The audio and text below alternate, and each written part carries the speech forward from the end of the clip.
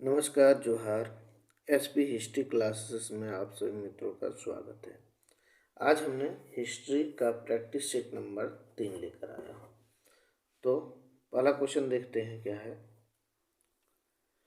कि जैन धर्म तथा बौद्ध धर्म में क्या अंतर है।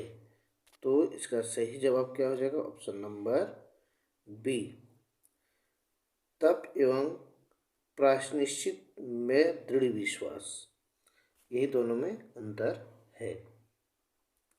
दूसरा क्वेश्चन है, अर्थशास्त्र नामक ग्रंथ में किस बात की चर्चा है। तो इसका सही जवाब हो जाएगा ऑप्शन नंबर डी, यानी मौर्य काल की प्रशासनिक व्यवस्था का वर्णन किया गया है अर्थशास्त्र में। अगला क्वेश्चन है, गुजरात, मालवा एवं महाराष्ट्र किस शासक ने पहली बार जीते हैं। तो इसका सही जवाब हो जाएगा ऑप्शन नंबर डी, यानी कि चंद्रगुप्त मौर्य ने जीता है पहली बार तीनों। अगला क्वेश्चन है, मौर्य काल में आय का मुख्य स्रोत क्या था। यानी मौर्य काल में जो है आय का मुख्य स्रोत क्या था। तो इसका सही जवाब हो जाएगा ऑप्शन नंबर सी, भूमिकर। अगला है, मौर्य काल में गुप्तचर विभाग किसके अधीन था। तो इसका सही जवाब हो जाएगा ऑप्शन नंबर बी, यानी ये हो जाएगा महामातिर।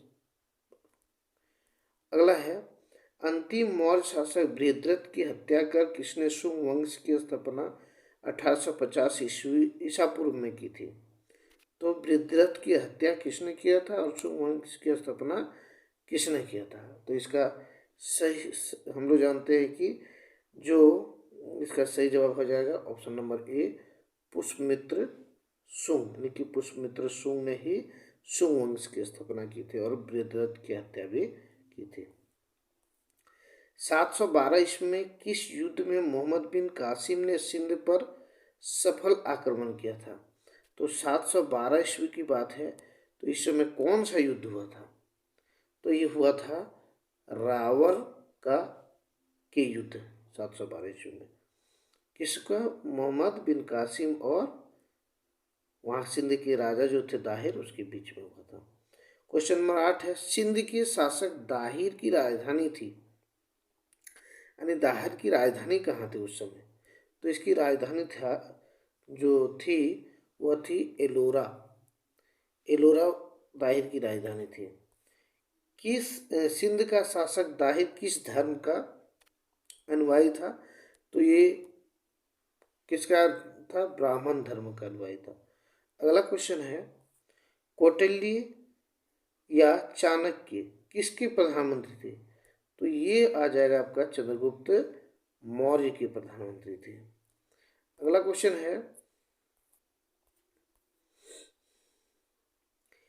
कलिंग विजय के उपरांत अशोक महान ने निम्नलिखित में से किस धर्म को अंगीकार कर लिया था। किस धर्म का मतलब अपना लिया था उसने कलिंग युद्ध के बाद। तो ये बौद्ध धर्म को अपना लिया था। अगला क्वेश्चन है, अशोक के अभिलेख को पढ़ने में सर्वप्रथम 1837 ईस्वी में किस विद्वान को सफलता प्राप्त हुई थी। तो इसका सही जवाब हो जाएगा option number B, James Prinsep को मिला था। अगला, स्वतंत्र राज्य बंगाल की राजधानी थी, यानी कि बंगाल की राजधानी कहाँ थी। तो इसका सही जवाब क्या हो जाएगा? इसका सही जवाब हो जाएगा ऑप्शन नंबर ए, यानी कि मुर्शिदाबाद। अगला क्वेश्चन, वह पहला शासक जिसने अभिलेखों के माध्यम से सीधे अपनी प्रजा को संबोधित किया था, वह शासक कौन थे? उसका नाम क्या था? तो सम्राट अशोक। अशोक थे जो अपने जनताओं को विक्रमादित्य की राजधानी, द्वितीय राजधानी कहाँ थी। विक्रमादित्य की द्वितीय राजधानी कहाँ थी। तो इसका दूसरी राजधानी जो थी वह उज्जैन थी। अगला क्वेश्चन है, मेन्शेविक किस विचारधारा के थे, यानी मेंशविक जो लोग थे वह किस विचारधारा के लोग थे? तो ये मध्यम मार्गी थे। कैसे थे? मध्यम मार्गी। ईस्ट इंडिया कंपनी और बंगाल के नवाब के बीच जब प्लासी का युद्ध हुआ तो उस समय मुगल बादशाह कौन था? शाह आलम द्वितीय, यानी कि मुगल बादशाह कौन थे? शाह आलम द्वितीय। Option number D.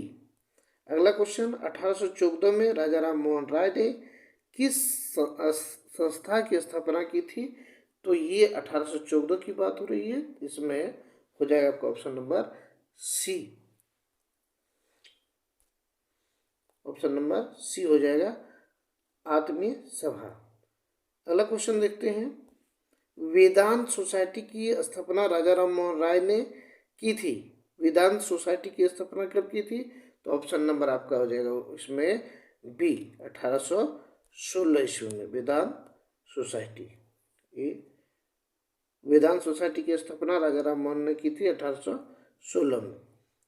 अमेरिका ने 9 अगस्त 1945 को नागासाकी पर कौन सा एटम बम गिराया था?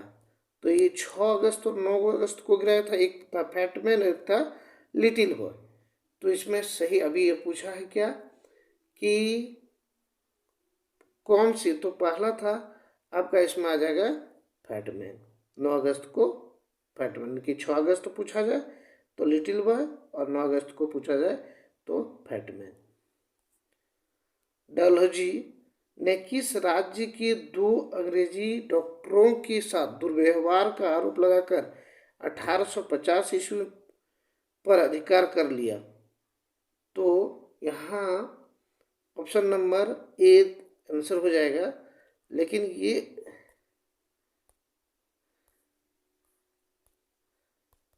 एक या देखिए, इसका इस ऑप्शन के अनुसार सही जवाब हो जाएगा सिक्किम। लेकिन ये कहा है कि ये अवध जो था कुछ शासन का आरोप में अवध को ये अपने साम्राज्य में मिलाया था। अगला क्वेश्चन है, अंतर्राष्ट्रीय क्षेत्र में द्वितीय विश्व युद्ध का सबसे बड़ा योगदान था, किसका योगदान था? तो इसका सही जवाब हो जाएगा ऑप्शन नंबर ए, यानी कि संयुक्त राष्ट्र संघ की स्थापना। अगला क्वेश्चन है, शिवाजी की भूराजस्व व्यवस्था के संदर्भ में क्या सत्य है? यानी कौन सा कथन जो है ये चारों में सही होगा? तो इसका सही जवाब हो जाएगा ऑप्शन नंबर डी, चारों का चारों सही है। यानी क्या सही है देख लेते हैं। ये देखिए, शिवाजी ने रस्सी द्वारा मापे के स्थान पर काठी एवं मानक छड़ी का प्रचलन किया था, सही है। भूराजस्व की दर जो है वह 33% थी, लेकिन यह बढ़ाकर कितना कर दिया? 40% कर दिया। और इसने क्या किया? जमींदार और जागीरदारी का विरोध करते हुए रेतवाड़ी व्यवस्था को अपनाया था। इसलिए इसका सही जवाब हो जाएगा ऑप्शन नंबर 4, उपयुक्त में सभी। शिवाजी ने मजबूत नौसेना का गठन किया। शिवाजी का सर्वप्रथम नौसेना बेड़ा कहाँ स्थापित किया गया था? तो इसका सही जवाब हो जाएगा ऑप्शन नंबर ए, कोबाला में इसका सैनिक बेड़ा स्थापित किया गया था। हर्षवर्धन अपनी धार्मिक सभा कहाँ किया करता था? हर्षवर्धन जो थे वो अपने प्रत्येक वर्ष जो है, प्रत्येक 5 वर्ष में धार्मिक सभा का आयोजन करते। ये कहाँ करते थे? तो इसका था प्रयाग में। कहाँ था? प्रयाग में क्या करते थे? 25 का मतलब बी नंबर। अब देखते हैं 26 क्या करता है? निम्नलिखित में से किसने नालंदा विश्वविद्यालय को 100 गांवों की आय दान में दी थी? तो ये दान देने वाला कौन था? इस कोई नहीं दूसरा बल्कि हर्षवर्धन थे। 26 का भी डी। अगला है, किस शासक ने विजय स्तंभ में कीर्ति स्तंभ का निर्माण करवाया था? तो इसका सही जवाब हो जाएगा राणा कुंभा ने। अगला क्वेश्चन है, कृष्णदेव राय निम्नलिखित में से किसके साथ मैत्रीपूर्ण संबंध रखे थे? तो ये किसके साथ कृष्णदेव राय ने रखे थे? तो ये पुर्तगालियों के साथ इसका मैत्रीपूर्ण संबंध थे। अब देखते हैं 29 का क्वेश्चन नंबर। अगला क्वेश्चन है कि बाबर को भारत पर आक्रमण करने के लिए आमंत्रण किया था, किसने किसने उसको बुलाया था भारत पर आक्रमण करने के लिए? तो यहाँ ऑप्शन नंबर सी सही हो जाएगा। मतलब इसने इब्राहिम लोदी के चाचा आलम खान ने भी बुलाया था और दौलत खान ने भी बुलाया था, और एक था महाराणा राणा संगा, तीनों मिलके बुलाए थे। किसके समय में मलिक मोहम्मद जायसी ने पद्मावत की रचना की थी? ये पद्मावत की रचना किसके शासनकाल के समय में हुआ था? तो इसका सही जवाब हो जाएगा option number B, Sher Shah Suri के शासनकाल में। किसने चौसा की लड़ाई 1539 में हुमायूं को पराजित किया था? तो ये हो गया आपका शेरशाह सूरी, यानी कि ऑप्शन नंबर ए। अगला क्वेश्चन है, किस इतिहासकार ने अकबर द्वारा प्रतिपादित दीन ए इलाही को एक धर्म कहा है? तो इसका सही जवाब क्या हो जाएगा? 32 का सही जवाब हो जाएगा आपका ऑप्शन नंबर ए, अबुल फजल ने किया था। अगला क्वेश्चन लेते हैं, अकबर द्वारा अपनाए गए 16 कुल उनकी सार्वभौम शक्ति तथा भाईचारा की अवधारणा निम्नलिखित में से किस पर आधारित है? तो ये इसका सही जवाब क्या होगा? ऑप्शन नंबर डी, उपरोक्त में सभी। यानी क्या? ये राजनीतिक उदारता पर भी था, ये धार्मिक सहनशीलता था, उदारवादी दृष्टिकोण भी था। इसका सही जवाब क्या हो जाएगा? Option number D. अगला है, शिवाजी द्वारा दुर्ग पर किए गए अधिकार का सही क्रम क्या है? तो इसका सही जवाब हो जाएगा ऑप्शन नंबर ए, यानी पहले सिंहगढ़ या कोंडाना, पुरंदर और रायगढ़। ऑप्शन नंबर ए इसका सही जवाब होगा। किस सिख गुरु की मृत्यु के लिए औरंगजेब जिम्मेदार है? तो इसका सही जवाब हो जाएगा option number B, Guru Tegh Bahadur. इसका जिम्मेदारी किसके पास है? तो आपका औरंगजेब के पास है। अगला है, धर्मत का युद्ध अप्रैल 1658 निम्नलिखित में से किसके बीच लड़ा गया था? तो ये था धर्मत का युद्ध औरंगजेब और दारा सिकों के बीच लड़ा गया था। ऑप्शन नंबर बी हो जाएगा, सी हो जाएगा। ऑप्शन नंबर सी, औरंगजेब और दारा सिकों के बीच धर्मत का युद्ध, ये उत्तराधिकारी का युद्ध था। अगला क्वेश्चन है, औरंगजेब कालीन ऐतिहासिक ग्रंथ नुस्खा ए दिलखुश के रचनाकार कौन थे? तो इसका सही जवाब हो जाएगा ऑप्शन नंबर ए, यानी कि भीमसेन सेक्शन काश्यप। द्वितीय आंग्ल सिख युद्ध 1848 से 49 किस गवर्नर जनरल के काल में हुआ था? तो 1848 और 49 में जो गवर्नर जनरल कौन था? तो ये Lord Dalhousie. Option number D. अगला क्वेश्चन है, किसे 1857 की विद्रोह की सबसे कमजोर कड़ी के रूप में देखा जाता है? तो ये सबसे कमजोर कड़ी था आपका option number A, Bahadur Shah. अगला है, 1857 में भारत में हुए विद्रोह के एक नेता तात्या टोपे का मूल नाम क्या था? तो इसका मूल नाम था रामतनु पांडेरंग। अगला क्वेश्चन है कि राजा राम मोहन राय और डेविड हेयर जो थे,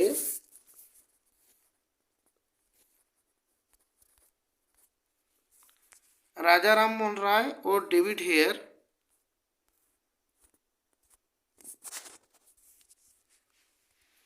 एक मिनट, इलेक्ट्रिक चले जाने के कारण थोड़ा दिक्कत हो रहा है।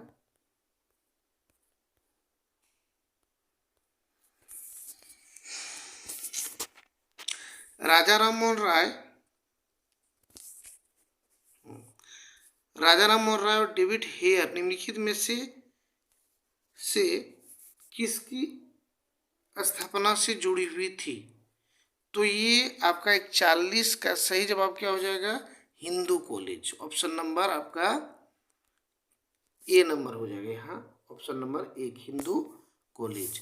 अगला क्वेश्चन है, कैबिनेट मिशन का स्वीकार करने वाले दल थे। कौन से दल ने कैबिनेट मिशन को स्वीकार किया था? तो इसका ऑप्शन नंबर हो जाएगा आपका C number, option number C, यानी कांग्रेस भी इसको स्वीकार किया था और मुस्लिम लीग भी इसको स्वीकार किया था। अगला है,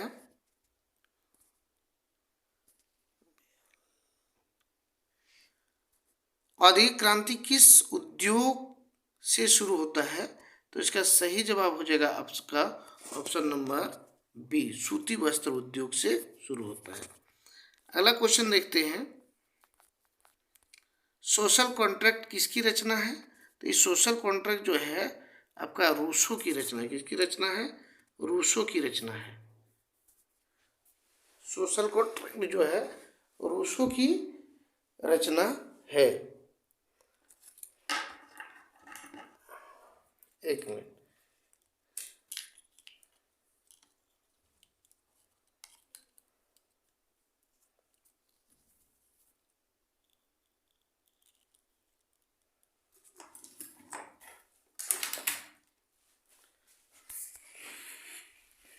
अगला क्वेश्चन है, फ्रांस में डायरेक्टरी शासन का अंत कब हुआ था? तो फ्रांस में डायरेक्टरी शासन का अंत हुआ था आपका 1799 में। ऑप्शन नंबर हो जाएगा ए, 1799 में। अगला क्वेश्चन है, धुरी राष्ट्र में शामिल थे। तो इसका उपयुक्त सभी हो जाएगा, ऑप्शन नंबर डी, मतलब इसमें थे ऑस्ट्रिया भी थे, हंगरी भी थे और इटली भी थे। अगला क्वेश्चन है, मित्र राष्ट्र में शामिल था। तो कौन कौन सा देश मित्र राष्ट्र में शामिल था? तो इसमें भी उपयुक्त सभी, यानी संयुक्त राज्य अमेरिका, रूस और फ्रांस। अगला क्वेश्चन है, लंदन में फेबियन सोसाइटी की स्थापना हुई थी, यानी कि लंदन में फेबियन सोसाइटी की स्थापना कब हुई थी? तो इसका सही जवाब हो गया ऑप्शन नंबर 1, 1884 ईस्वी में। अगला क्वेश्चन है, इटली एवं जर्मनी का पहला शिकार था, मतलब पहला शिकार कौन बना था? तो इसका सही जवाब हो जाएगा ऑप्शन नंबर ए, स्पेन जो था वह इटली और जर्मनी का पहला शिकार बना था। कब? तो 1 सितंबर में जो 1939 को जो युद्ध किया था, पहला मतलब इसी पर आक्रमण किया था, इसलिए इसको बोलते हैं पहला शिकार। लिपजिंग का युद्ध कब हुआ था? ये हुआ था आपका 1813 ईस्वी में। लिपजिंग का युद्ध कब हुआ था? 1813 ईस्वी में। किसके किसके भी, मतलब ये लिपजिंग का युद्ध में कौन हारा था? Napoleon Bonaparte. अगला क्वेश्चन है, विजयनगर साम्राज्य की कदाचार थे, मतलब किस विभाग को कदाचार विभाग के नाम से जाना जाता था? तो ये हो गया आपका सैन्य विभाग। कदाचार विभाग कौन था? सैन्य विभाग था। अगला क्वेश्चन है, निम्नलिखित में से किस विदेशी यात्री के अनुसार विजयनगर साम्राज्य में देवदासियों का सम्मान होता था? तो इसका सही जवाब हो जाएगा आपका ऑप्शन नंबर सी, देवदासियों का सम्मान से संबंधित किसने बताया है? पायस ने बताया है। अगला क्वेश्चन है, अशोक के जो प्रमुख शिलालेख संगम राज्य के विषय में हमें बताते हैं उनमें सम्मिलित है, कि कौन सा शिलालेख जो है वह सम्मिलित है? तो ये हो जाएगा शिलालेख संख्या 2 और 13, यानी कि ऑप्शन नंबर सी। मगध की प्रथम राजधानी कहाँ थी? इसका प्रथम राजधानी था ऑप्शन नंबर सी, राजगृह या गृहवज्र। अगला क्वेश्चन है, किस शासक द्वारा सर्वप्रथम पाटलिपुत्र को राजधानी के रूप में बनाया गया था? तो इसका सही जवाब हो जाएगा ऑप्शन नंबर सी, जानते हैं कि उदयन ने ही पाटलिपुत्र को बसाया था और प्रथम राजधानी भी बनाया था। अगला क्वेश्चन है, निम्नलिखित में से मगध का कौन सा राजा सिकंदर महान के समकालीन था? तो इसका सही जवाब हो जाएगा ऑप्शन नंबर बी, धनानंद। अगला क्वेश्चन है, नेपोलियन के पतन का क्या कारण था? इसमें ऑप्शन नंबर आपको देखने को मिलेगा कि डी नंबर इसका सही जवाब है। क्यों? क्योंकि देखिए, जनता में सख्त देशभक्ति की अभाव हो गया था, सैनिकों की कमजोरी हो गया था और इंग्लैंड की औद्योगिक क्रांति भी हुआ था, इसलिए ऑप्शन नंबर डी। रूसी बेल्शविक क्रांति का नेता कौन था? यानी कि यह बेल्शविक क्रांति का नेता पूछ रहा, तो इसका सही जवाब हो जाएगा लेनिन। लेनिन यानी कि ऑप्शन नंबर बी। अगला क्वेश्चन है, डोलहौजी के व्यापकत सिद्धांत के तहत 1894 ईस्वी में निम्नलिखित में से किस अंग्रेजी साम्राज्य की विलय कर लिया था? 1800 कितना बात हो रहा है? 94 का। इसका मतलब क्या है? ऑप्शन नंबर डी हो जाएगा यहाँ, डी, नागपुर। अगला क्वेश्चन है, शिवाजी का जन्म कहाँ हुआ था? तो ये इसका सही जवाब हो जाएगा ऑप्शन नंबर आपका शिवनोर दुर्ग में। इसी के साथ 60 क्वेश्चन समाप्त होता है। वीडियो बनाने में काफ़ी मेहनत करना पड़ता है, अतः आप लोगों से निवेदन है कि वीडियो को शेयर, लाइक और कमेंट जरूर करें, और चैनल पर पहली बार आए हैं तो चैनल को सब्सक्राइब करें। धन्यवाद। अगर कुछ इसमें सुधार करने का रहे या कुछ परिवर्तन करना हो तो कृपया करके कमेंट जरूर करें, ताकि आप लोगों के अनुसार हम वीडियो बना सकें। धन्यवाद।